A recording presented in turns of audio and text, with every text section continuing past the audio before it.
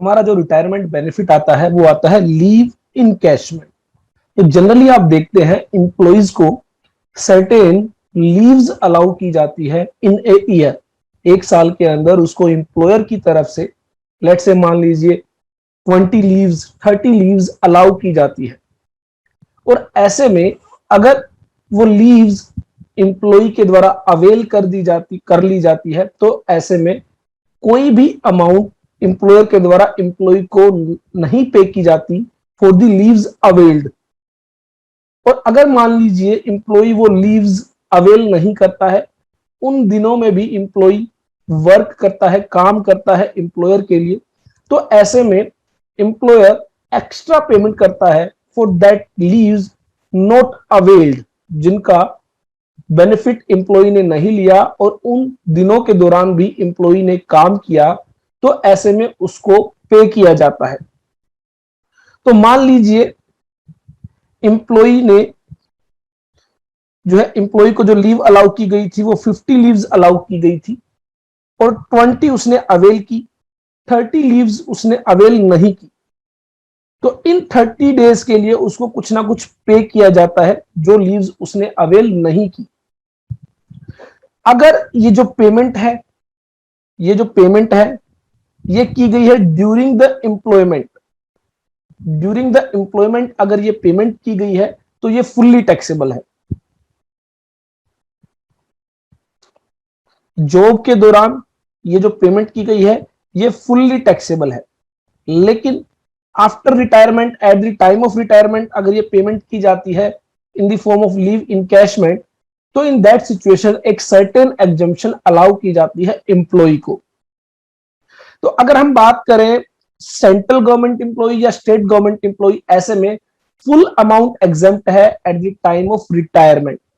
Any payment received by an employee of central government or state government, cash equivalent of the leave salary in respect of the period of earned leave at his credit at the time of his retirement, whether on superannuation or otherwise।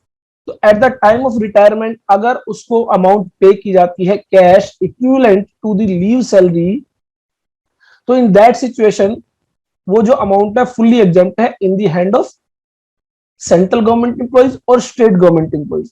लेकिन इनके अलावा जो employ है, मान लीजिए जो employer है ना तो वो स्टेट गवर्नमेंट है ना ही वो सेंट्रल गवर्नमेंट है और उसके द्वारा अपने एम्प्लॉय को लीव इनकैशमेंट दी जाती है, तो इन दैट सिचुएशन एक सर्टेन एग्जेम्पशन अलाउड होगी। अगेन हमें कुछ कैलकुलेशंस करनी होगी और उन कैलकुलेशंस में जो भी सबसे कम वैल्यू होगी वो अलाउ की जाएगी as a exemption under section 10 clause 10AA। तो पहले हम सिंपल वर्ड्स में वो कैलकुलेशन डिस्कस करते हैं।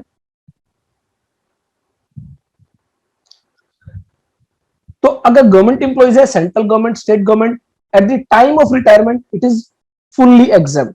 लेकिन अगर during the employment, during the job अगर ये मिलती है, any leave salary received by an employee while he is in service is fully taxable under section 17 subsection 1 या फिर clause 1 if he gets encashment at the time of leaving the service including resignation, he can avail the exemptions under section 10 clause 10AA। तो अगर उसे encashment मिलती है at the time of leaving the service, जब वो job को छोड़ता है, या फिर at the time of retirement, in that situation he can claim exemption. Central government, state government employees को फुल्ली एग्जेम्प्ट है अगर at the time of retirement जो है इनकैशमेंट दी गई है। Sometimes an employee may surrender his leave and may get equivalent payment in cash. तो जो लीव उसको अलाउ की जाती है वो उसको सरेंडर कर देता है, दैट मीन्स उन लीव्स को अवेल नहीं करता है, उनका बेनिफिट नहीं लेता है, उस दौरान भी वो अपनी ड्यूटीज परफॉर्म करता है, तो इसके लिए उसको कुछ अमाउंट कैश दी जाती है। It is called leave salary. अब बात आएगी अदर देन गवर्नमेंट एम्प्लॉइज के केस में कितनी एग्जेम्पशंस आपको मिलेगी। तो यहां पर कहा गया leave salary is exempt from tax to the extent list of the following. यहां पर 4 कैलकुलेशंस बेसिकली आपको करनी है। Number 1, leave salary receive, employer से जितनी लीव सैलरी आपको रिसीव हुई है at the time of retirement. Secondly ₹3 lakh, तो एक मैक्सिमम लिमिट दे दी गई 3 लाख रुपए की। Third calculation 10 month average salary. Fourth calculation monthly average salary into leave at the credit.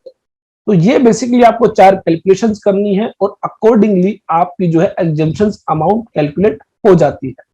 इन चारों ही कैलकुलेशंस की अगर मैं बात करूं तो सबसे पहली बात आती है कि एवरेज सैलरी कैसे कैलकुलेट की जाएगी, सैलरी के अंदर क्या क्या इंक्लूड होगा, और सेकंड बात लीव एट द क्रेडिट का क्या मतलब।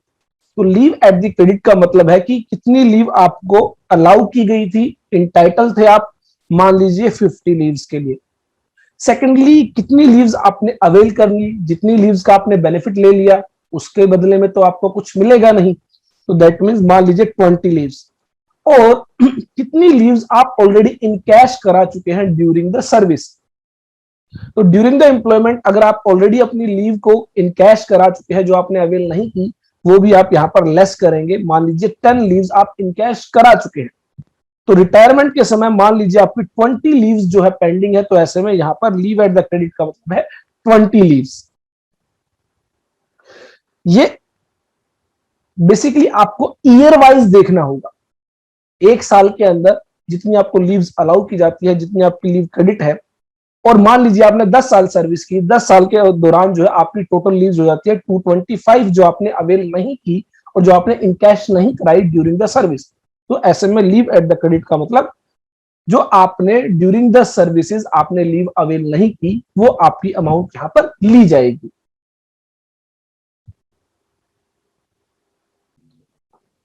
यहां पर कहा गया कि एक साल के लिए आपको मैक्सिमम 30 लीव्स अलाउ की जाएंगी। तो while computing leave entitlement, maximum leave allowed shall be 30 days for each completed year of service।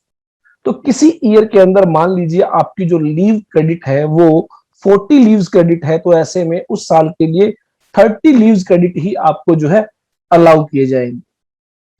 Salary include, salary के अंदर क्या क्या इंक्लूड होगा, बेसिक सैलरी इंक्लूड होगी प्लस डियरनेस अलाउंस, कौन सा, to the extent the terms of employment provides, plus fix percentage of commission on the turnover achieved by the assessee. तो अगर कमीशन मिलता है, फिक्स परसेंटेज ऑफ टर्नओवर है, तो वो जो है इंक्लूड किया जाएगा for the salary purpose. Average salary कब की कैलकुलेट की जाएगी, तो जिस भी मंथ में आप रिटायर होते हैं, तो ऐसे में जिस डेट को आप रिटायर हुए हैं उसे जस्ट प्रीवियस डे, उससे जस्ट पिछले दिन तक जो है आपकी 10 महीने की सैलरी कैलकुलेट की जाएगी। तो average salary is to be calculated on the basis of average salary drawn by the employee during the period of 10 months immediately preceding his retirement. उनकी रिटायरमेंट होती है मान लीजिए 10 फरवरी को, तो ऐसे में इससे जस्ट पहले 9 फरवरी, दैट मींस 9 मई टू 9 फरवरी। तो 9th ऑफ मई से लेकर 9th ऑफ फरवरी तक जो भी 10 महीने की सैलरी उन्होंने विड्रॉ की है उसको जो है 10 से डिवाइड किया जाएगा और इस तरह एवरेज सैलरी कैलकुलेट की जाएगी।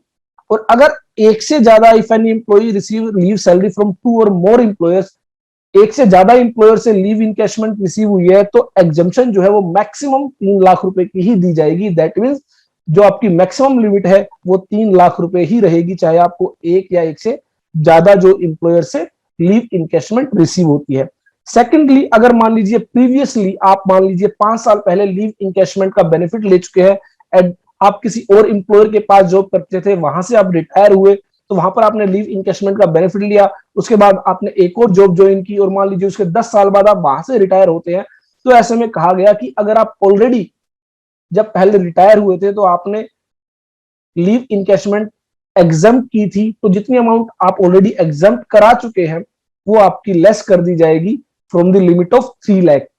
तो दैट मींस 3 लाख की लिमिट है जो आपकी वो लाइफ टाइम के लिए है। लाइफ टाइम में आप eight the time of retirement जितनी लीव इनकैशमेंट जो है अवेल आपको मिलती है, उसके लिए आपको 3 लाख तक की मैक्सिमम छूट दी जाएगी। यही कंडीशंस हमने पेंशन के समय भी देखी थी, ग्रेजुएटी के समय भी देखी थी। तो यहां पर एक प्रैक्टिकल केस स्टडी के जरिए हम समझने की कोशिश करते हैं कि कैसे आप लीव इनकैशमेंट कैलकुलेट करेंगे। तो चलिए प्रैक्टिस मॉड्यूल से एक एग्जांपल, एक केस स्टडी हम डिस्कस करते हैं। मिस्टर एक्स हैं जो एबीसी लिमिटेड में एम्प्लॉय थे और वो रिटायर होते हैं as on 10th of November 2020, 10 नवंबर 2020 को, after serving the employer for 20 years and 10 months। तो 20 years के लिए इन्होंने जॉब की, सर्विस की, 20 years and 10 months। उसके बाद ये रिटायर हो जाते हैं। The employer has paid him leave salary of ₹5 lakh. Employer इनको 5 लाख रुपए देते हैं for leave salary. The employee was entitled for 2 months leave. एक साल में 2 महीने की लीव एम्प्लॉय को अलाउ की जाती थी। During entire service he has availed 6 months leave. तो 6 महीने की लीव उसने अवेल की। एंड इन कैश 7 months की लीव, और 7 महीने की लीव उसने ड्यूरिंग द सर्विस ही इन कैश कर ली थी। The employee was getting basic pay of ₹27,000 per month. 27,000 रुपए पर मंथ उसको बेसिक पे मिलती थी। It was increase to 33,000 rupees with effect from 1 जुलाई 2020। और 1 जुलाई के बाद इंक्रीमेंट हुआ 6,000 रुपए का, 33,000 रुपए की सैलरी दी जाने लगी। He was getting DA, dearness allowance मिलता था 9,000 रुपीज पर मंथ, और यह भी इंक्रीज हो गया 12,000 per month with effect from 1 जुलाई 20। इसमें से 50% जो डीए है वो forms part of salary, that means वो रिटायरमेंट बेनिफिट की कैलकुलेशंस के लिए यूज किया जाता था। अब हमें क्या करना है, उनकी टैक्स लायबिलिटी कंप्यूट करनी है फॉर द असेसमेंट ईयर 21-22। तो सबसे पहले अगर हम बात करें बेसिक पे की, बेसिक पे पूरी की पूरी टैक्सेबल है, हम ऑलरेडी डिस्कस कर चुके हैं। तो यहां पर 27,000 इंटू 3 months और 33,000 इंटू, तो यहां पर आपको ध्यान रखना है 9 months आप यहां पर नहीं लेंगे, क्योंकि ये जो रिटायर होते हैं ये रिटायर हो जाते हैं 10 नवंबर 2020 को। तो इसका मतलब जुलाई से लेकर अगस्त तक इनको 33,000 रुपीज की पेमेंट मिली होगी। दैट मींस जुलाई, अगस्त, सितंबर, अक्टूबर, तो 4 महीने की पेमेंट, और उसके बाद 10 दिन की पेमेंट मिली होगी इनको 33,000 रुपए के हिसाब से। तो इस तरह आप कैलकुलेशन करेंगे 51,000 और 132,000 और 11,000। तो टोटल पेमेंट यहां पर जो आ जाती है वो पेमेंट आ जाती है, सॉरी 81,000 ये होगा, 51 नहीं होगा। टोटल पेमेंट आ जाती है 224,000। तो 2,24,000 रुपए इनको क्या मिली है, बेसिक पे मिली है ड्यूरिंग द प्रीवियस ईयर 2021। उसके बाद सेम वे में आपको डियरनेस अलाउंस की कैलकुलेशन करनी है। डियरनेस अलाउंस जो है इनको पहले मिलता था 9,000 रुपए इंटू 3 months और 12,000 इंटू 4 months और 12,000 इंटू 10 days। तो यहां पर 27,000, 48,000 और 4,000। तो टोटल पेमेंट यहां पर हो जाती है 79,000 रुपीज की। तो 79,000 रुपीज इनको डीए मिला है ड्यूरिंग द प्रीवियस ईयर, जो कि फुल्ली टैक्सेबल है। तो यहां पर बेसिक पे आपकी फुल्ली टैक्सेबल रहेगी, डियरनेस अलाउंस फुल्ली टैक्सेबल रहेगा। उसके अलावा इनको 5 लाख रुपए क्या मिला है, लीव इनकैशमेंट। अब लीव इनकैशमेंट हमने देखा कि ये गवर्नमेंट इंप्लॉइज नहीं है। अगर गवर्नमेंट इंप्लॉइज होते तो लीव इनकैशमेंट फुल्ली एग्जम्प्ट रहती, लेकिन यहां पर लीव इनकैशमेंट मिली है नॉन गवर्नमेंट इंप्लॉय को। तो इन दैट सिचुएशन हमें क्या करनी होगी, 4 कैलकुलेशंस करनी होगी। नंबर 1, लीव इनकैशमेंट रिसीव, तो ये आपकी आ जाती है 5 लाख रुपए इनको रिसीव हुई है। नंबर 2, 10 months एवरेज सैलरी, तो एवरेज सैलरी हमें कैलकुलेट करनी है। एवरेज सैलरी जो आपकी 10 months की सैलरी होगी उसको हम एवरेज करेंगे। तो यहां पर एवरेज सैलरी आप कैलकुलेट करेंगे, जो भी जिस डेट में वो रिटायर हुए हैं उस डेट से just previous day, that means 10/11/1/2020 से लेकर 10/11/2020 तक, ये 10 महीने की, 10 मंथ्स की हम जो है सैलरी कैलकुलेट करेंगे। इस डेट में रिटायर हुए हैं, इससे पिछले 10 महीने, उस 10 महीनों की हम सैलरी लेंगे। तो ऐसे में अगर मैं बात करूं 11 जनवरी 2020 से, तो ऐसे में जनवरी महीने की 20 दिन की सैलरी यहां पर आप कंसीडर करेंगे, और 1 जुलाई से पहले उनको पेमेंट मिलती थी 27,000 रुपए के हिसाब से। तो 27,000 इंटू 20 डेज डिवाइड बाय 30, तो यहां पर 18,000 रुपए आ जाते हैं। और उसके बाद फरवरी, मार्च, अप्रैल, मई, जून, 5 महीने इनको 27,000 इंटू 5 मंथ्स, दैट इज 135,000। और उसके बाद जुलाई से लेकर 10 नवंबर तक की सैलरी कंसीडर की जाएगी। तो जुलाई, अगस्त, सितंबर, अक्टूबर, तो 4 महीने की सैलरी इनको मिली 33,000 इंटू 4, 1,32,000। और फिर 10 दिन की सैलरी 10 नवंबर तक, तो यहां पर 33,000 into 10 days divide by 30 days, that is 11,000। तो यहां पर आपकी जो टोटल 10 महीने की सैलरी आ जाती है वो आ जाती है 2,96,000। यह है बेसिक पे। सिमिलर वे में आप कैलकुलेट करेंगे डियरनेस अलाउंस, क्योंकि हमने देखा था कि सैलरी पर्पज के लिए बेसिक पे, dearness allowance plus commission at the fix percentage of the turnover, वो जो है कंसीडर किया जाता है। तो सेम वे में आपको क्या करना है, जनवरी महीने के लिए आपको जो है डीएनएस अलाउंस कंसीडर करना है। तो 9,000 का 50% आप लेंगे, क्योंकि रिटायरमेंट बेनिफिट के लिए 50% पार्ट ऑफ द सैलरी माना जाएगा, इनटू 20 डेज, 20 डिवाइड बाई 30, 3,000 रुपए, 3,000 रुपए आपका आ जाता है। उसके बाद फरवरी, मार्च, अप्रैल, मई, जून, जून तक 5 महीने का आप जो है 9,000 इंटू 50% इंटू 5 मंथ, तो ये आपका 22,500 रुपए आ जाता है। और उसके बाद जुलाई, अगस्त, सितंबर, अक्टूबर, 4 महीने का आप 12,000 इंटू 50% इंटू 4 मंथ, तो ये आपका आ जाता है 24,000। और फिर 12,000 into 50% into 10 days divide by 30, तो यहां पर 2,000 रुपए। तो इस तरह आप जो टोटल कैलकुलेशन करते हैं, उस टोटल कैलकुलेशन के हिसाब से 51,500 रुपए जो है आपके डीएनएस अलाउंस के आ जाते हैं। तो इसमें आप 51,500 रुपए ऐड करेंगे, टोटल आपका आ जाता है 3,47,500। और ये आपकी 10 महीने की सैलरी है। अगर आप एवरेज करेंगे तो एवरेज डिवाइड बाई 10 करेंगे, 3,47,500 डिवाइड बाई 10, तो आपकी 34,750 रुपए की एवरेज मंथली सैलरी आ जाती है फॉर दी कैलकुलेशन। तो अब आपको क्या करना है, यहां पर सेकंड लिमिट के अंदर आपको 10 मंथ्स, तो यहां पर 10 महीने इंटू 34,750, तो यहां पर आपका आ जाता है 3,47,500 रुपए।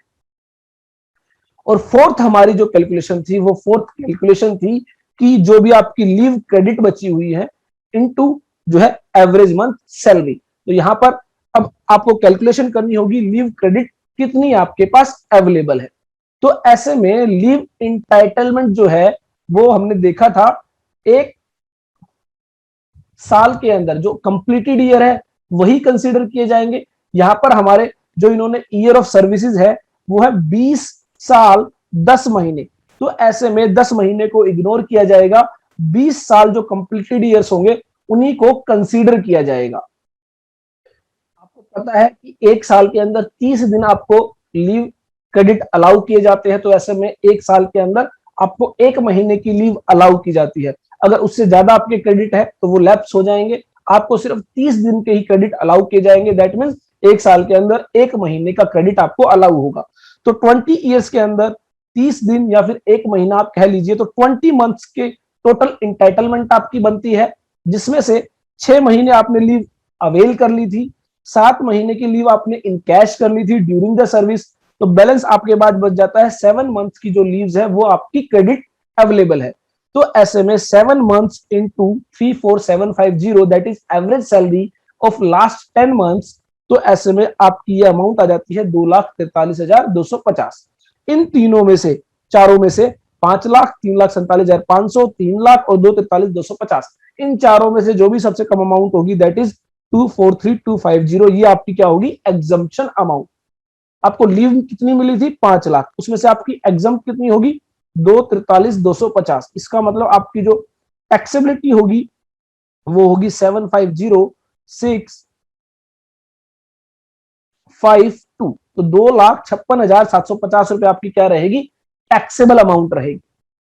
तो इन तीनों का बेसिक पे, डियरनेस अलावेंस और टैक्सेबल लीव इनकैशमेंट का आप टोटल करते हैं तो टोटल ग्रोस सैलरी आ जाती है 559,750, जिसमें से आपको डिडक्शन अलाउड होगी, स्टैंडर्ड डिडक्शन 50,000 रुपीज की। टोटल सैलरी आ जाती है 509,750, जिस पर आप क्या करेंगे, स्लैब रेट्स के अकॉर्डिंग जो है टैक्स कैलकुलेट करेंगे। तो स्लैब रेट के अकॉर्डिंग आप टैक्स कैलकुलेट करेंगे, जो अमाउंट आ जाती है वो आ जाती है 15,030 रुपए including health and education cess. तो बेसिकली इस तरीके से आप जो है अपनी लीव इनकैशमेंट की एग्जम्पशन को कैलकुलेट करेंगे। उसके बाद नेक्स्ट हम बात करते हैं, नेक्स्ट जो हमारा रिटायरमेंट बेनिफिट आता है, प्रोविडेंट फंड। अगर मैं बात करूं, प्रोविडेंट फंड बेसिकली गवर्नमेंट्स के द्वारा जो कंसेप्ट इंट्रोड्यूस किया गया था, वो बेसिकली जो लेबर क्लास पर्सन है या फिर जो सैलरीड क्लास पर्सन है, उनके फ्यूचर को सिक्योर करने के लिए बेसिकली प्रोविडेंट फंड का कॉन्सेप्ट लाया गया था, जिसके तहत कहा गया था कि जो भी इंप्लॉई है जिसको सैलरी मिलती है, वो इंप्लॉई अपनी सैलरी में से कुछ अमाउंट गवर्नमेंट फंड्स के अंदर कंट्रीब्यूट करेगा, और जब वो इंप्लॉई रिटायर होगा या फिर एक सर्टेन एज लिमिट के बाद वो उस अमाउंट को जो है विड्रॉ कर सकता है। उसमें बेनिफिट क्या होगा इंप्लॉई का, इंप्लॉई को कई सारे बेनिफिट होंगे। जो सबसे पहला बेनिफिट होगा, इंप्लॉई जितना फंड कंट्रीब्यूट करेगा इस फंड के अंदर, उस पर इंटरेस्ट मिलेगा, और जनरली ये जो इंटरेस्ट होता है ये आपके नॉर्मल फिक्स डिपॉजिट रेट से ज्यादा होता है।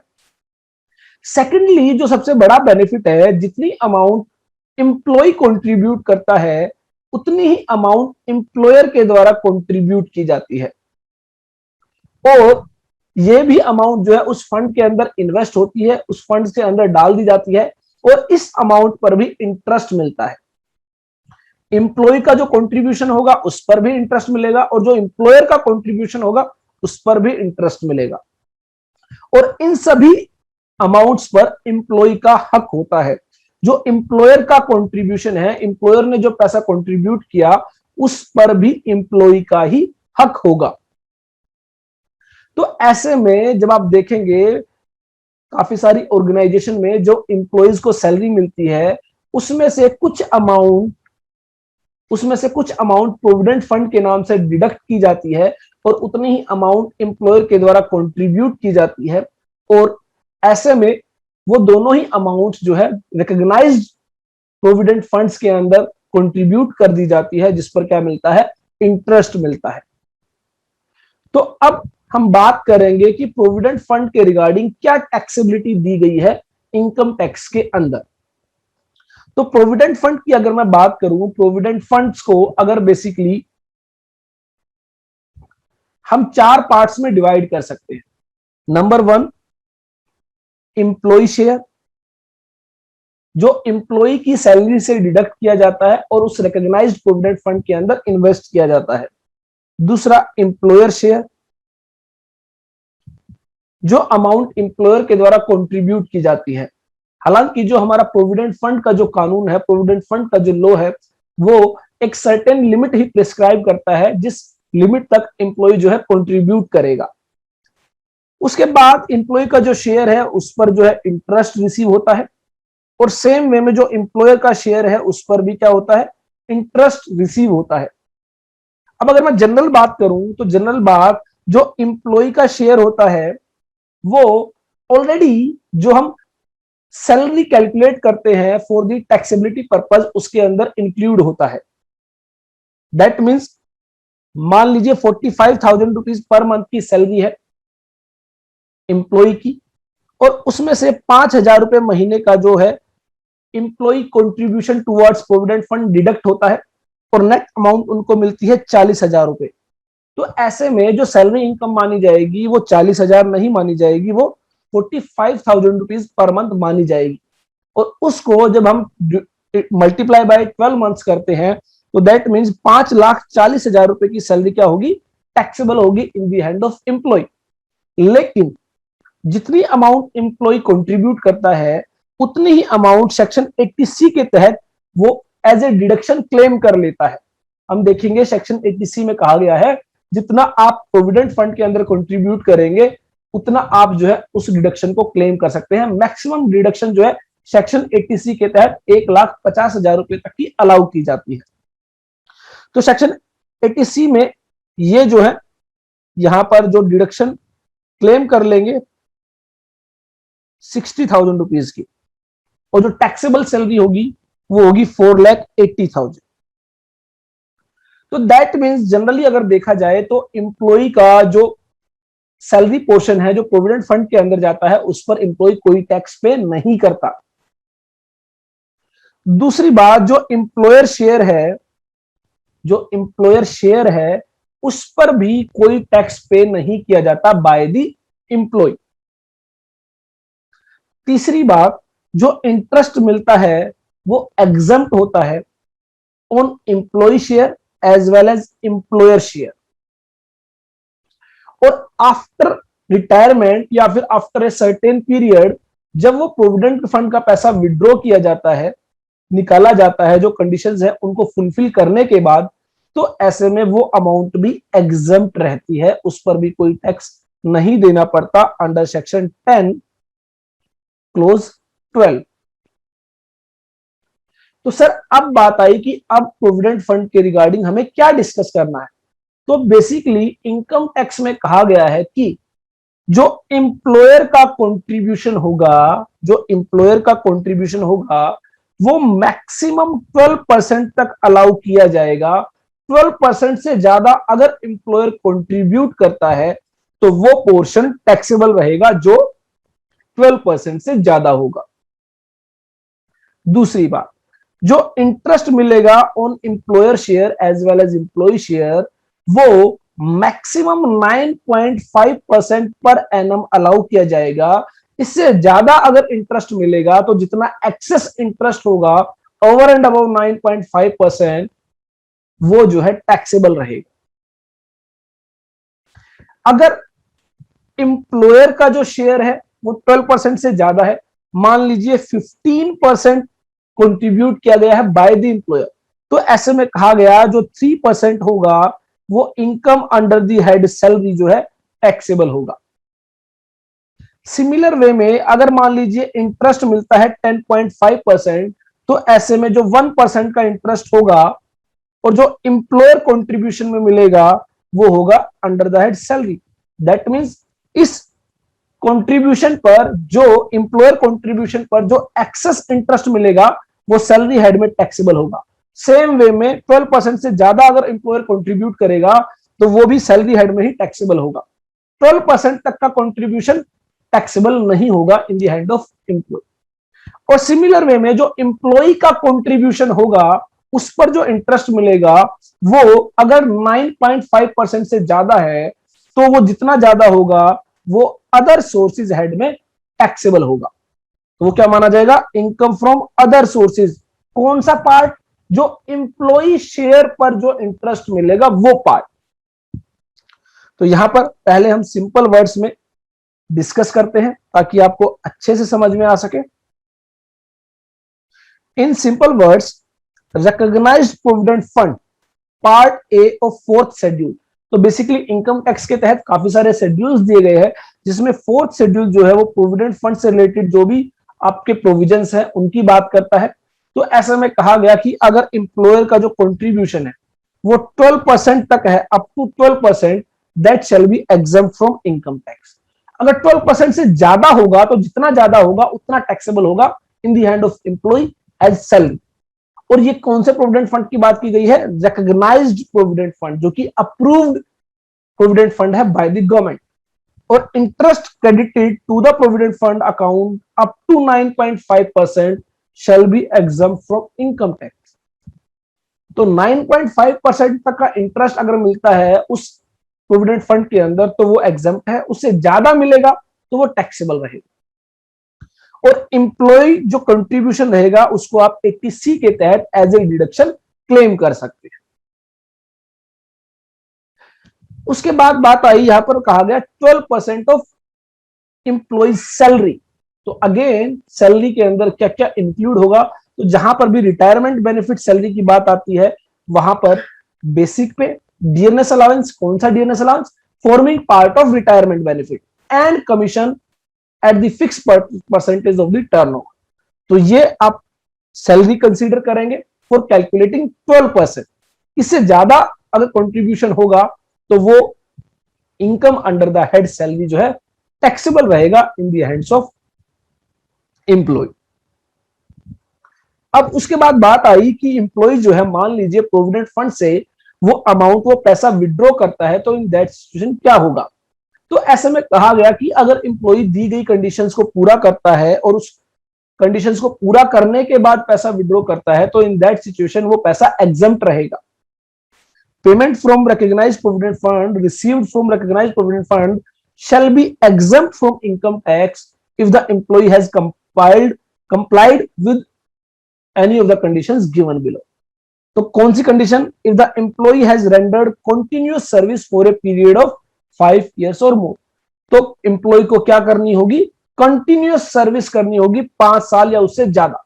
अगर 5 साल से पहले वो अपनी सर्विस को, अपनी जॉब को छोड़ता है, स्विच करता है, चेंज करता है, तो इन दैट सिचुएशन अगर वो प्रोविडेंट फंड से पैसा विड्रॉ करेगा तो वो टैक्सेबल रहेगा।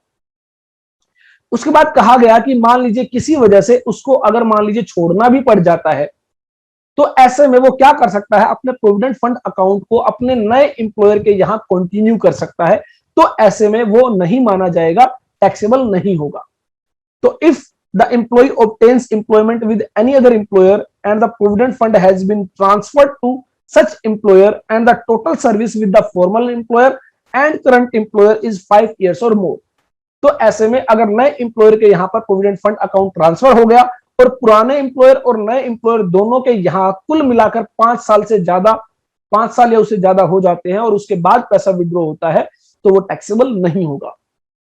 If he has not rendered such continuous service, the service has been terminated by reason of employee's ill health or by the contraction or discontinuance of the employer business or other cause beyond the control of the employee।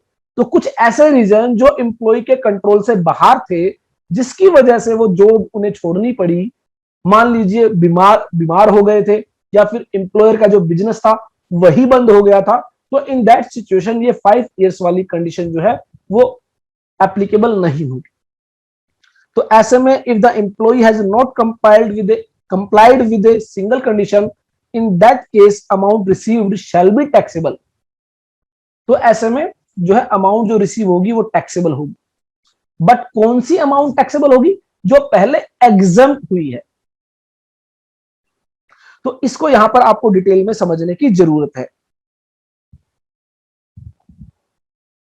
मान लीजिए मैंने आपको बताया था 3 parts में हम इसको, employee share, employer share, employee share पर जो इंटरेस्ट मिला है वो, और जो एम्प्लॉयर शेयर पर जो इंटरेस्ट मिला है वो, ये 4 पार्ट्स बेसिकली यहां पर बताए गए हैं।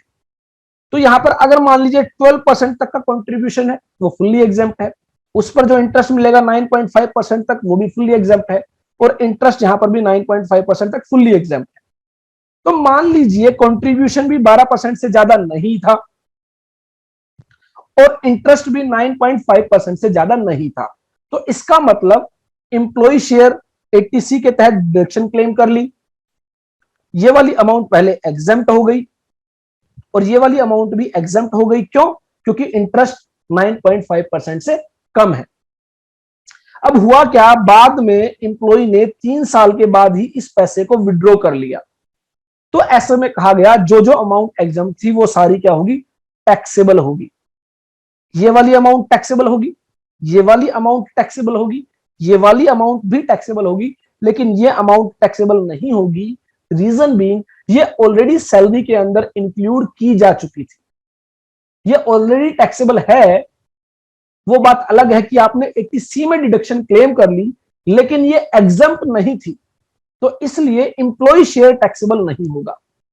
इंप्लॉयर शेयर टैक्सेबल होगा अंडर द हेड सैलरी, और इंप्लॉयर शेयर पर जो इंटरेस्ट होगा वो भी टैक्सेबल होगा अंडर द हेड सैलरी, और इंप्लॉय शेयर पर जो इंटरेस्ट मिला है वो टैक्सेबल होगा under the head other sources. तो ये आपको ध्यान रखना है, जितनी अमाउंट एग्जम्प्ट हुई है वो टैक्सेबल होगी eight the time of receipt, eight the time of withdraw from the provident fund account. अब मान लीजिए इंप्लॉयर जो शेयर था वो 15% था, और यहां पर 3% ऑलरेडी टैक्सेबल हो गया था income under the head salary. तो ऐसे में जब प्रोविडेंट फंड से पैसा विड्रॉ होगा आफ्टर 3 इयर्स, तो यहां पर 15% के अकॉर्डिंग पैसा विड्रॉ होगा, तो ऐसे में 3% हम ऑलरेडी टैक्स लगा चुके हैं। तो इसलिए यहां पर कहा गया कि जो ऑलरेडी टैक्स लग चुका है उस पर विड्रॉ के समय टैक्स नहीं लगेगा। तो आपको क्या करना पड़ेगा, जितनी आपने एग्जम्पशन क्लेम की है वो आपको टैक्स करनी पड़ेगी, और जितना उस पर इंटरेस्ट रिसीव हुआ है वो आपको टैक्स करना होगा। इंप्लॉयर कंट्रीब्यूशन पर जो इंटरेस्ट होगा वो सैलरी हेड में टैक्सेबल होगा, और इंप्लॉय कंट्रीब्यूशन पर जो इंटरेस्ट होगा वो अदर सोर्सेज हेड में टैक्सेबल होगा।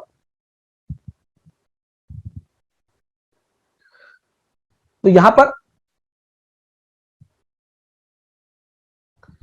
बताया गया, but only that part which was exempt earlier shell be taxable at the time of receipt.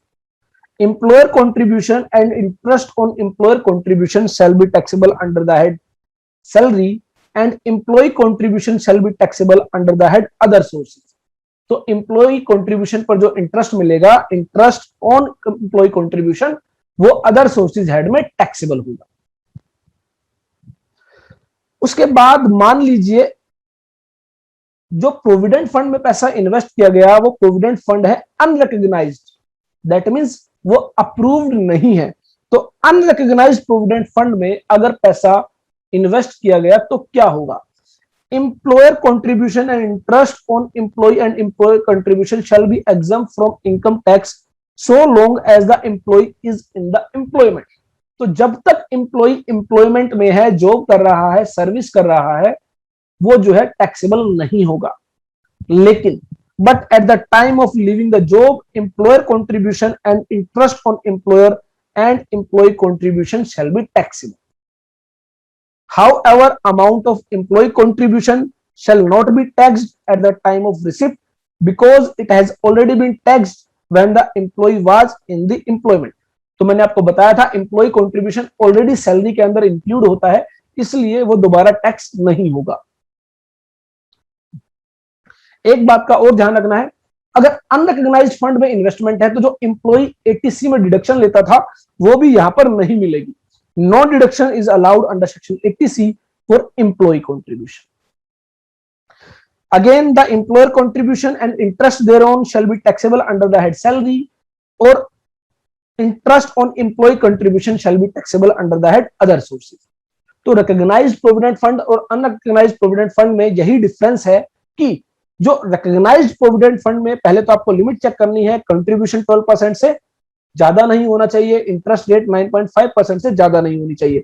अगर कोई भी ज्यादा है तो जितना एक्सेस होगा, जितना ज्यादा होगा वो टैक्सेबल होगा अंडर द हेड सैलरी। और eight the time of retirement वो पैसा विड्रॉ करते हैं या आफ्टर 5 इयर्स वो पैसा विड्रॉ करते हैं, वो एग्जम्प्ट रहेगा। लेकिन 5 साल से पहले अगर वो पैसा विड्रॉ करते हैं वो फुली टैक्सेबल रहेगा। लेकिन अगर मान लीजिए बीमार है या फिर एम्प्लॉयर का जो बिजनेस शटडाउन हो गया है, तो इन दैट सिचुएशन 5 इयर्स की कंडीशन अप्लाई नहीं होगी।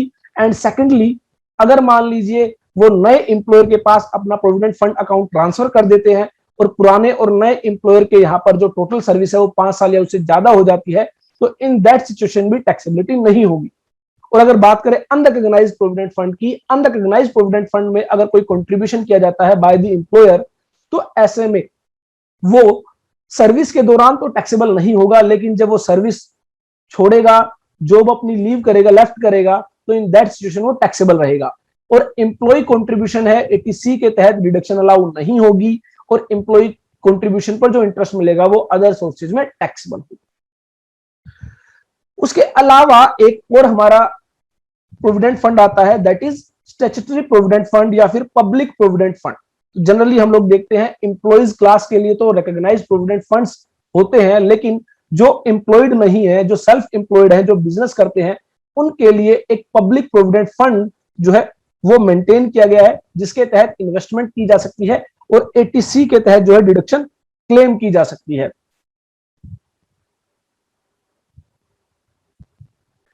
जिसको हम सेक्शन 80C को डिस्कस करते हुए ज्यादा डिटेल में डिस्कस करेंगे। बेसिकली आपको ध्यान रखना है, अगर कोई एम्प्लॉय नहीं है, कोई बिजनेस क्लास पर्सन है और वो प्रोविडेंट फंड का बेनिफिट लेना चाहता है, तो उसके लिए पब्लिक प्रोविडेंट फंड्स हैं जो बैंक्स, नेशनलाइज्ड बैंक के द्वारा मेंटेन किए जाते हैं। वो वहां पर अपना पब्लिक प्रोविडेंट फंड के अंदर अपना अकाउंट्स ओपन कर सकते हैं और 1.5 लाख तक की डिडक्शन सेक्शन 80C के तहत क्लेम कर सकते हैं। उसके अलावा गवर्नमेंट एम्प्लॉइज के लिए एक स्टैट्यूटरी प्रोविडेंट फंड्स होता है, बेसिकली जिसमें गवर्नमेंट या फिर एम्प्लॉयर कंट्रीब्यूट नहीं करता है, सिर्फ एम्प्लॉय का ही जो कंट्रीब्यूशन होता है, जो शेयर होता है, वो कंट्रीब्यूट किया जाता है और उस पर जो इंटरेस्ट मिलता है वो एग्जम्प्ट रहता है और 80C के तहत एम्प्लॉय को जो है डिडक्शन मिल जाती है। तो statutory provident fund, also called government provident fund, is applicable in case of government employees and is regulated through Provident Fund Act 1925.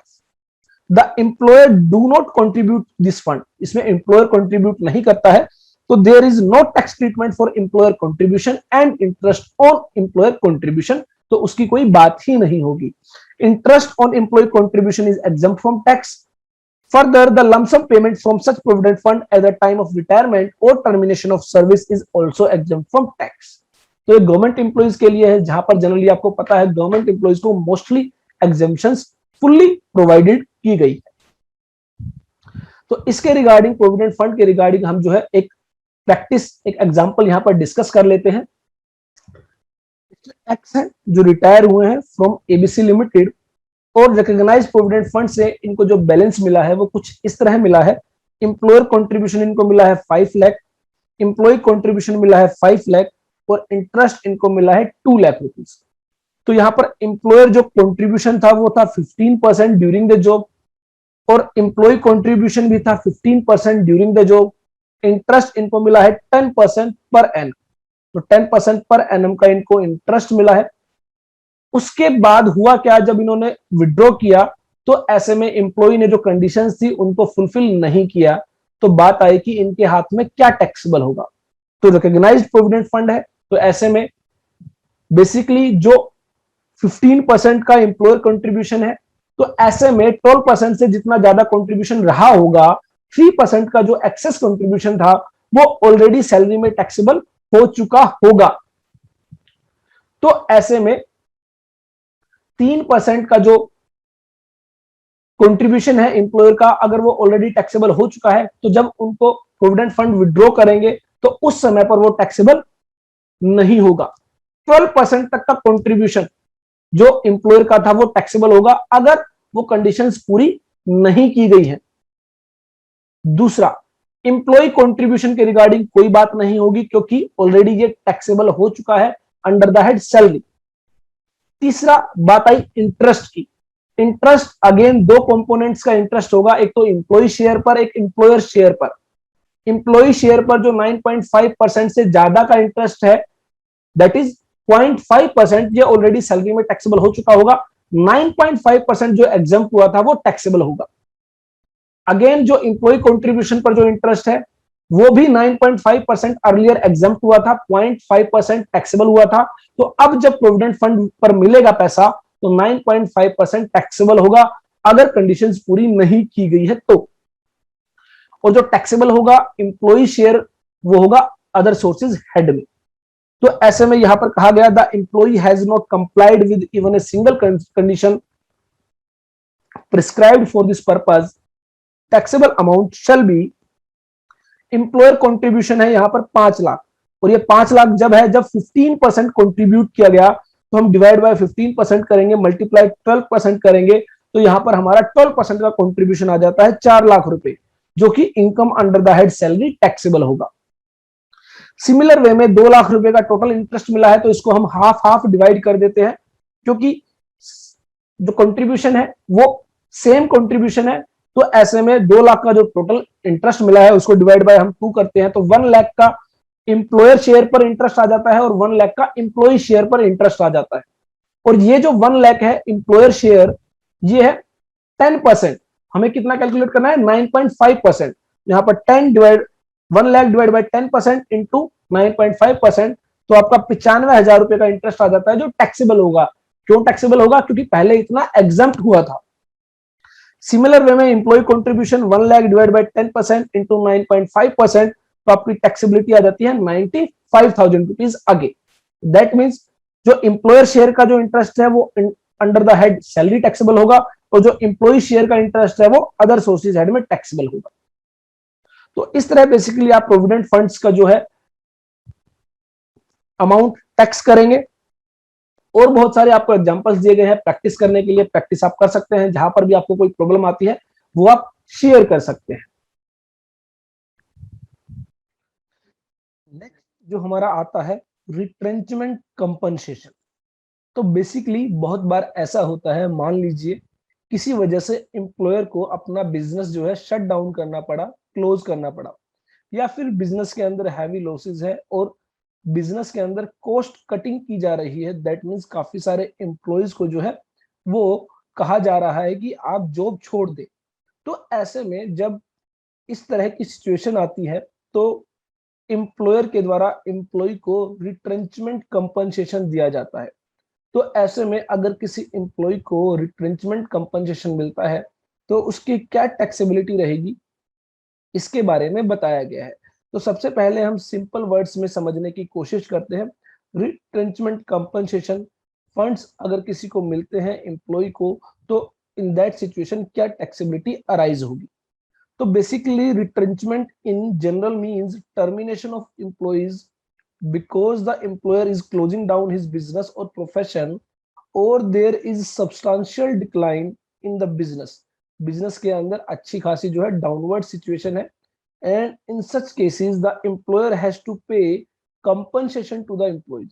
तो ऐसे में जब एम्प्लॉइज को टर्मिनेट किया जाएगा तो उनको कंपनसेशन दिया जाता है, then it is called retrenchment compensation. और it will be exempt to the extent of list of the following। तो क्या एग्जेम्पशन मिलेगी? Actual retrenchment compensation fund received, be an amount calculated in accordance with the provision of section 25F clause B of the Industrial Dispute Act 1947। तो generally आप देखेंगे जो retirement benefits होते हैं, जैसे अगर मैं ग्रेजुटी की बात करूं तो payment of gratuity act apply हो सकता है। अगर मैं बात करूं प्रोविडेंट फंड की तो प्रोविडेंट फंड एक्ट अप्लाई हो सकता है। अब यहाँ पर अगर रिट्रीटमेंट कंपनसेशन है तो इंडस्ट्रियल डिस्प्यूट एक्ट 1947 अप्लाई हो सकता है, जिसके अंदर बताया गया है कितनी अमाउंट आपकी एग्जेम्प्ट रहेगी। और थर्ड अमाउंट बताई गई ₹5 लाख। तो दैट मींस 5 लाख आपकी क्या होगी, मैक्सिमम एग्जेम्पशन होगी। अब बात करते हैं सेक्शन 25FB में क्या बताया गया कि कितनी अमाउंट एग्जेम्प्ट होगी। Section 25F clause B of the Industrial Dispute Act provides for payment of retrenchment compensation equivalent to 15 days average salary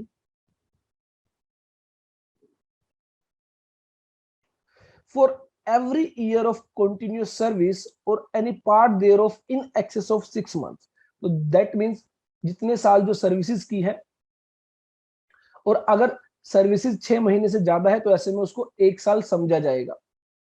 average salary shall be taken for 3 months. 3 महीने की जो है एवरेज सैलरी कैलकुलेट की जाएगी, और salary will include basic पे and dearness allowance. क्या क्या इंक्लूड किया जाएगा? बेसिक पे इंक्लूड किया जाएगा और डियरनेस अलाउंस इंक्लूड किया जाएगा। तो 15 days average salary for the every year of continuous service or any part thereof।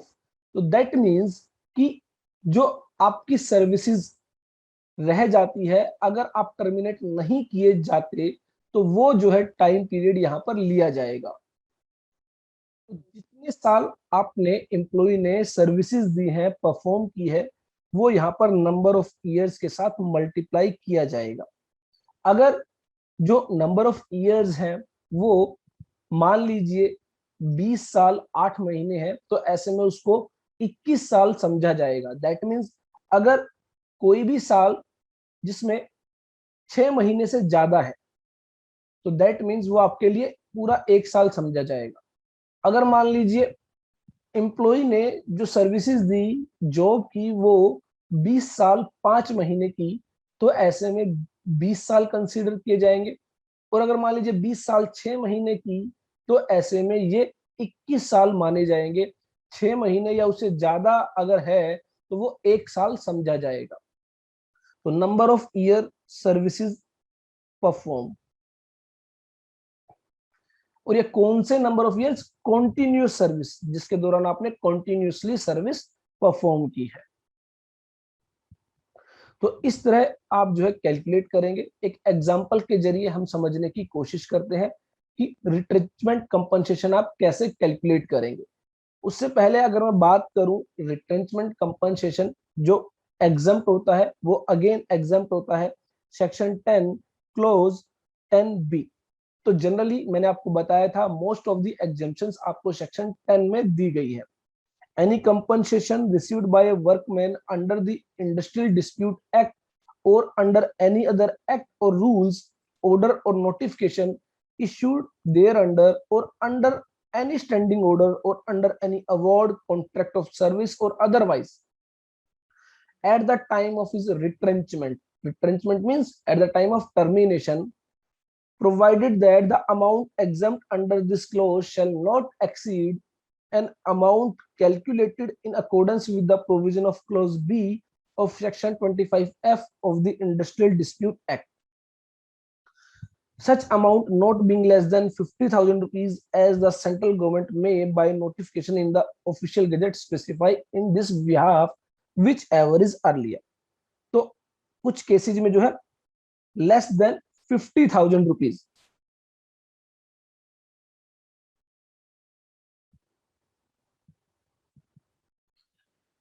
Second limit रखी गई कि जो सेंट्रल गवर्नमेंट नोटिफाई करेगी ऑफिशियल गैजेट के अंदर, और सेंट्रल गवर्नमेंट जो लिमिट नोटिफाई करेगी ये 50,000 से कम नहीं होगी। तो सेंट्रल गवर्नमेंट ने लिमिट नोटिफाई की 5 लाख रुपीज। तो दैट मीन्स आपको जो है मैक्सिमम एग्जम्पशन मिलेगी वो 5 लाख रुपए तक की मिल सकती है। और फर्स्ट कंडीशन में कहा गया कि जो भी industrial dispute act 1947 section 25F clause B के तहत अमाउंट बताई गई है वो, तो ऐसे में वो बताई गई है 15 days average salary for the continuous year of services. तो यहाँ पर एक एग्जाम्पल के जरिए हम समझने की कोशिश कर लेते हैं कि कैसे आप जो है रिट्रेंचमेंट कंपनसेशन के रिगार्डिंग एग्जम्पशन कैलकुलेट करेंगे। एक्स उन्हें 10 लाख रुपए का रिट्रेंचमेंट कंपनसेशन मिला है after 30 years 4 months of services. 30 साल 4 महीने उन्होंने अपनी ड्यूटीज परफॉर्म की। Eight the time of retrenchment he was receiving basic salary of 20,000 per month, dearness allowance of ₹5,000 per month, और हमें कंप्यूट करनी है उनकी टैक्सेबल रिट्रेंचमेंट कंपनसेशन। तो यहां पर 3 कैलकुलेशंस हमें करनी होगी। Number 1, retrenchment compensation received that is 10 lakh. Number 2, 5 lakh rupees maximum limit. Number 3, 3 months average salary. तो एवरेज सैलरी आप कैलकुलेट करेंगे, कैसे कैलकुलेट करेंगे? एवरेज सैलरी कैलकुलेट करने के लिए आपको basic salary plus dearness allowance वो जो है कंसीडर करना होगा। तो यहां पर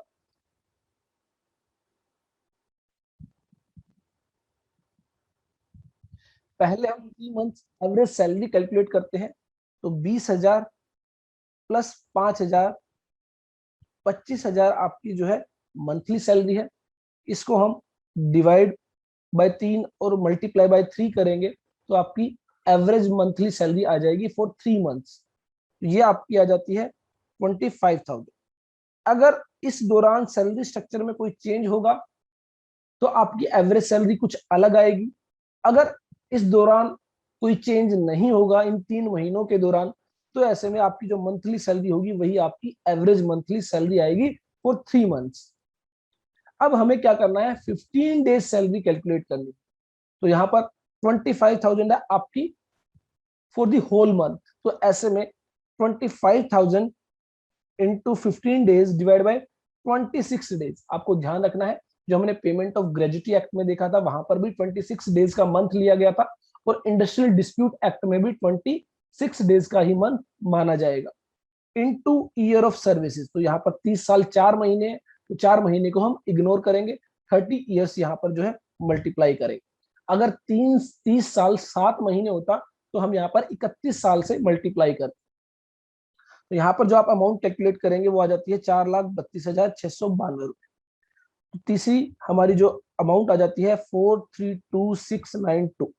इन तीनों में से जो भी लोवेस्ट है वो आपकी 432,692 लोवेस्ट है, वो आपकी टैक्सेबल रहेगी, वो एग्जम्प्ट रहेगी। तो टैक्सेबल कैसे निकलेगी, आपकी amount received at 10 lakh as retrenchment compensation, उसमें से आप 4,32,692 रुपए लेस करेंगे, जो बैलेंस अमाउंट होगी 567,308, ये आपकी टैक्सेबल अमाउंट होगी फॉर द रिट्रेंचमेंट कंपनसेशन। तो इस तरह आप रिट्रेंचमेंट कंपनसेशन के रिगार्डिंग जो है एग्जम्पशन कैलकुलेट करेंगे। उसके बाद हमारा जो नेक्स्ट आता है वॉलेंट्री रिटायरमेंट। बहुत बार ऐसा होता है जो एम्प्लॉयर जो है वो एम्प्लॉय को टर्मिनेट नहीं करता, टर्मिनेट ना करके उसको वॉलेंट्री रिटायर होने के लिए कहता है। दैट मीन जो उसका रिटायरमेंट पीरियड है उससे पहले रिटायर होने के लिए कहता है। ऐसे में वह उसको रिट्रेंचमेंट कंपनसेशन नहीं देता, वह वॉलेंट्री रिटायरमेंट के लिए उसको कुछ अमाउंट देता है। तो जब एम्प्लॉयर कुछ अमाउंट ऑफर करता है एम्प्लॉय को, सो दैट कि एम्प्लॉय जो अपनी रिटायरमेंट है उससे पहले रिटायर हो जाए, it is called voluntary retirement. और इस केस में भी अगेन एग्जम्पशन प्रोवाइड की जाती है अंडर सेक्शन 10 क्लोज 10C के तहत। तो यहां पर अगर एम्प्लॉयर के द्वारा एम्प्लॉय को टर्मिनेट ना कर एम्प्लॉय को कुछ अमाउंट ऑफर की जाए for the retirement, voluntary retirement, that is जो उसका रिटायरमेंट पीरियड है उससे पहले रिटायर होने के लिए उसको कहा जाता है। Sometimes the employer may offer some amount to the employee so that the employee himself submits his resignation. तो एम्प्लॉय क्या कर देता है, वॉलेंट्री रिटायर हो जाता है पहले ही और अपना रेजिग्नेशन दे देता है। It is called voluntary retirement, and in such case amount paid by employer shall be exempt from income tax to the extent list of the following। तो यहाँ पर again amount received as voluntary retirement fund, secondly rupees 5 lakh, third 3 month retirement benefit salary for each completed year of service। जितने साल उसने अपनी services perform की है उसके लिए जो है उसको 3 मंथ रिटायरमेंट बेनिफिट सैलरी। तो दैट मींस बेसिक पे plus dearness allowance forming part of the employment and commission fix percentage of turnover. Part of the year shall be ignore. तो उसने अगर मान लीजिए सर्विसेज परफॉर्म की है 30 ईयर्स 8 मंथ्स, तो यहाँ पर ईयर लिए जाएंगे 30, 8 मंथ्स को इग्नोर किया जाएगा। Fourth retirement benefit salary eight the time of retirement into the balance month of services left. तो मान लीजिए उसकी रिटायरमेंट थी वो आफ्टर 35 ईयर्स थी, लेकिन उन्होंने 30 ईयर्स में ही अपनी रिटायरमेंट ले ली। तो ऐसे में जो 5 ईयर्स का जो बैलेंस रह जाता है उससे आप मल्टीप्लाई करेंगे before the date of his retirement. तो उसकी रिटायरमेंट होने से पहले जितने उनके बैलेंस मंथ ऑफ सर्विसेज है, तो यहाँ पर मंथ्स की बात की गई है, तो 5 ईयर्स दैट मीन्स 60 मंथ्स जो है उसके साथ आप अप्लाई करेंगे, मल्टीप्लाई करेंगे। उसके अलावा एम्प्लॉयर के हाथ में बताया गया, एम्प्लॉयर जितना भी वॉलंटरी रिटायरमेंट के नाम पर पैसा देगा उसको वो अपने प्रॉफिट एंड लॉस अकाउंट में डेबिट तो करेगा, लेकिन इन 5 इक्वल इंस्टॉलमेंट। मान लीजिए 10 लाख रुपए की अमाउंट दी गई, तो जो एम्प्लॉयर है वो अपने प्रॉफिट एंड लॉस अकाउंट में 2 lakh every year for 5 year जो है उसको डेबिट करेगा। तो अब बात करते हैं एम्प्लॉय के हाथ में टैक्सेबिलिटी कैसे अराइज होगी। इसके लिए हम एक बार जो है एक एग्जाम्पल को डिस्कस कर लेते हैं।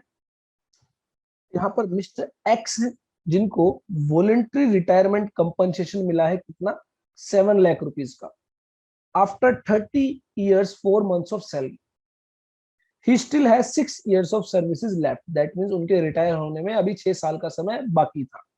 At the time of voluntary retirement, he was drawing basic salary of rupees 20,000 per month and DA rupees 5,000 per month, which forms part of the pay. That means पूरा का पूरा जो है वो रिटायरमेंट बेनिफिट के लिए कंसिडर किया जाता था. Compute his taxable voluntary retirement compensation. तो अगेन हमें 4 कैलकुलेशंस करनी है सेक्शन 10 क्लोज 10 सी के तहत, जिसमें फर्स्ट जो हमारी आती है 7 lakh rupees, that is actual amount received. Second, maximum limit of rupees 5 lakh. Third, 3 month salary, 3 into monthly salary आपकी 25,000, that is 20 plus 5,000, that is DA. अगर मान लीजिए DA 60% part of the pay होता, दैट मीन्स रिटायरमेंट बेनिफिट के लिए consider होता, तो ऐसे में हम 5,000 का 60% 3,000 रुपीज यहाँ पर इंक्लूड करते. यहाँ पर अभी पूरा का पूरा 5,000 जो है वो पार्ट ऑफ द पे है, part of the retirement benefits calculation है. तो यहाँ पर into number of years completed of services, तो 30 इयर्स यहाँ पर कंसीडर किए जाएंगे और ये आपकी अमाउंट आ जाती है 22,50,000 रुपए. नेक्स्ट हमारी कैलकुलेशन है लास्ट मंथ सैलरी ड्रॉन. तो लास्ट मंथ सैलरी हमारी 25,000, that is 20 plus 5,000 into months left. तो जो भी हमारे महीने बचे हुए हैं, तो यहाँ पर 6 साल सर्विसेज के बचे हुए हैं, 6 इयर्स इनटू 12 मंथ्स, तो ये हमारी अमाउंट आ जाती है 18 लाख. इन चारों में से जो भी सबसे कम होगी 7 लाख, 5 लाख, 22 लाख 50,000, 18 लाख. तो यहाँ पर 5 लाख रुपए की हमारी जो है सबसे कम अमाउंट है, ये हमारी क्या हो जाती है, एग्जाम. अमाउंट मिली है हमें 7 लाख रुपीज, उसमें से एग्जाम 5 लाख रुपीज, तो 2 लाख रुपीज हमारी क्या रहेगी, टैक्सेबल रहेगी for the voluntary retirement compensation. तो इस तरह बेसिकली आप gratuity, pension, provident fund, retrenchment compensation, voluntary retirement के ये जो भी पैसा आपको मिलता है, अकॉर्डिंगली आप क्या करेंगे, जो है एग्जम्पशन कैलकुलेट करेंगे. तो ऑलमोस्ट हमारा यहाँ पर जो सैलरी चैप्टर है वो कंप्लीट हो जाता है. इसके बाद जो सेक्शन 17 क्लोज 3 जो रह जाता है उसको हम एक बार डिस्कस कर लेते हैं. सेक्शन 17 क्लोज 1 को हमने डिस्कस किया था, जिसके अंदर बताया गया था सैलरी के अंदर क्या क्या इंक्लूड होगा, जिसमें बताया गया था कि वेजेस है या फिर अलाउंसेस है, परक्विजिट्स है, वो सभी सैलरी के अंदर इंक्लूड होंगे. सेक्शन 17 क्लोज 2 के अंदर बेसिकली परक्विजिट्स के बारे में बताया गया था, जिसको हमने डिटेल में डिस्कस किया था अलोंग विद रूल 3. और उसके बाद सेक्शन 17 क्लोज 3 हमारा रह जाता है. उसके अंदर बेसिकली यही बात बताई गई है कि अगर कोई रिट्रेंचमेंट कंपनसेशन मिलता है फ्रॉम द एम्प्लॉयर, यह भी क्या माना जाएगा, profits in lieu of salary माना जाएगा, और यह भी क्या होगा, टैक्सेबल होगा under the head salary. Profit in lieu of salary का मतलब होता है सैलरी की जगह एम्प्लॉयर अपने प्रॉफिट्स एम्प्लॉय को दे रहा है. क्यों, अगर रिट्रेंचमेंट कंपनसेशन की हम बात करें कि एम्प्लॉय को टर्मिनेट करने के लिए उसको 5 लाख 10 लाख रुपए दिए जा रहे हैं, तो that means employer after termination तो सर्विसेज देगा नहीं एम्प्लॉय को, सॉरी एम्प्लॉयर को. तो एम्प्लॉय आफ्टर टर्मिनेशन एम्प्लॉयर को तो कोई सर्विस देने वाला है नहीं. तो यहाँ पर सर्विसेज ना होते हुए भी जो अमाउंट पे की गई है वो क्या मानी जाएगी, profits in lieu of salary मानी जाएगी. दैट मीन सैलरी के बदले एम्प्लॉयर ने अपना प्रॉफिट जो है वो एम्प्लॉय को दे दिया, और ये भी टैक्सेबल होगा अंडर द हेड सैलरी. उसके अलावा any payment due to or received by an assessee from an employer or a former employer or from a provident or other fund to the extent to which it does not consist of contribution by the SSC or interest on such contribution or any sum received under a Keyman insurance policy including the sum allocated by way of bonus on such policy. तो basically इसके अंदर बताया गया है कि जब हमने देखा था प्रोविडेंट फंड को, हमने डिस्कस किया था कि एम्प्लॉयर का जो कंट्रीब्यूशन है वो अगर 12% से ज्यादा है और इंटरेस्ट 9.5% से ज्यादा है तो वो टैक्सेबल रहता है in the hand of employee. और सेम वे में हमने अनरिकॉग्नाइज्ड प्रोविडेंट फंड में देखा था कि जब वो अमाउंट मिलेगी आफ्टर ए सर्टेन पीरियड वो भी टैक्सेबल होगी इन दी हैंड ऑफ सैलरी. तो वो यहीं पर बताया गया कि वो सब अमाउंट भी क्या मानी जाएगी, profit in lieu of salary मानी जाएगी, और वो भी टैक्सेबल होगी अंडर द हेड सैलरी। उसके अलावा any amount due to received whether in lump sum or otherwise by NSCSC from any person before his joining any employment with that person or after cessation of his employment with that person। That means बहुत बार आपने देखा होगा जब employee कहीं पर कोई company join करते हैं तो उनको प्री ज्वाइनिंग बोनस दिया जाता है, प्री ज्वाइनिंग अमाउंट दी जाती है। तो दैट मीन्स अभी उसने ज्वाइन भी नहीं किया है लेकिन उससे पहले अगर कुछ पे किया गया है एम्प्लॉयर के द्वारा एम्प्लॉय को, वो भी क्या माना जाएगा, profit in lieu of salary माना जाएगा और वो भी क्या होगा, टैक्सेबल होगा। और सेम वे में अगर मान लीजिए session of his employment, that means employment खत्म हो चुकी है, एम्प्लॉयर एम्प्लॉय रिलेशनशिप नहीं रहा है लेकिन उसके बाद भी कोई अमाउंट पे की गई है, तो इन दैट सिचुएशन ये भी जो है टैक्सेबल रहेगी इन दी हैंड ऑफ सैलरी।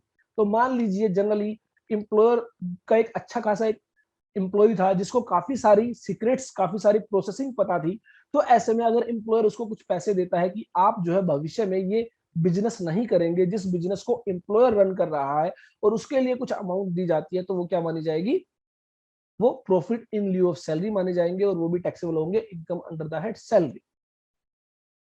तो यहाँ पर in simple words profit in lieu of salary as per section 17 clause 3 certain payments given by the employer to the employee are called profit in lieu of salary because it is not appropriate to call such payment as salary। इनको salary कहना गलत होगा, लेकिन यहाँ पर क्या दिए जा रहे हैं, एम्प्लॉयर के द्वारा प्रॉफिट्स दिए जा रहे हैं सैलरी के बदले। ये कौन से है, taxable portion of retrenchment compensation, taxable portion of voluntary retirement, taxable portion of gratuity, commuted pension, provident fund. उसके अलावा बहुत बार एम्प्लॉयर क्या करता है, अपने एम्प्लॉय के नाम से की मैन इंश्योरेंस पॉलिसी लेता है। देखिए अगर इंश्योरेंस एम्प्लॉय ने कराया है और पेमेंट एम्प्लॉयर ने की है तो ये मानी जाएगी परकेज, जिसको हम ऑलरेडी डिस्कस कर चुके हैं। लेकिन यहाँ पर इंश्योरेंस कराया है एम्प्लॉयर ने और एम्प्लॉयर ने ही पेमेंट की है। जनरली जो बेसिकली जो मेन एम्प्लॉयज होते हैं उनका इंश्योरेंस करा दिया जाता है बाय द एम्प्लॉयर, और आफ्टर ए सर्टेन पीरियड जो अमाउंट मिलती है उसमें से कुछ अमाउंट एम्प्लॉय को मिलती है, तो इन दैट सिचुएशन वो भी क्या मानी जाएगी, profit in lieu of salary मानी जाएगी in the hand of employee. Amount received before taking up the employment, तो मैंने आपको बताया था प्री ज्वाइनिंग बोनस दिया जाता है, प्री ज्वाइनिंग अमाउंट अगर कोई दी जाती है तो वो भी क्या होगी, टैक्सेबल होगी अंडर द हेड सैलरी। इसी तरह टर्मिनेशन के बाद अगर कोई अमाउंट दी जाती है बाय द एम्प्लॉयर, वो भी क्या होगी, टैक्सेबल होगी इन द हेड सैलरी। और इसके अलावा और कोई पेमेंट जो गवर्नमेंट नोटिफाई कर सकती है वो भी क्या मानी जाएगी, profit in lieu of salary मानी जाएगी और टैक्सेबल होगी अंडर द हेड सैलरी। तो बेसिकली इनकम फ्रॉम सैलरी के अंदर हमने काफी सारी क्या ऑलमोस्ट सभी बातों को अच्छे से डिटेल में डिस्कस किया है। और अब हम बेसिकली देखेंगे ITR 1 कैसे फाइल करते हैं, और ITR 1 जब हम फाइल करेंगे तो आप देखेंगे सैलरी हेड में ऑलमोस्ट जितनी भी टर्म्स यूज की जाएंगी वो आपको पता होंगी अच्छे से। तो यहाँ पर हमारा सैलरी हेड जो है वो खत्म हो जाता है। नेक्स्ट हम हाउस प्रॉपर्टी हेड स्टार्ट करेंगे और इस इन बिटवीन जो है हम ITR 1 कैसे फाइल करते हैं वो देखने वाले हैं।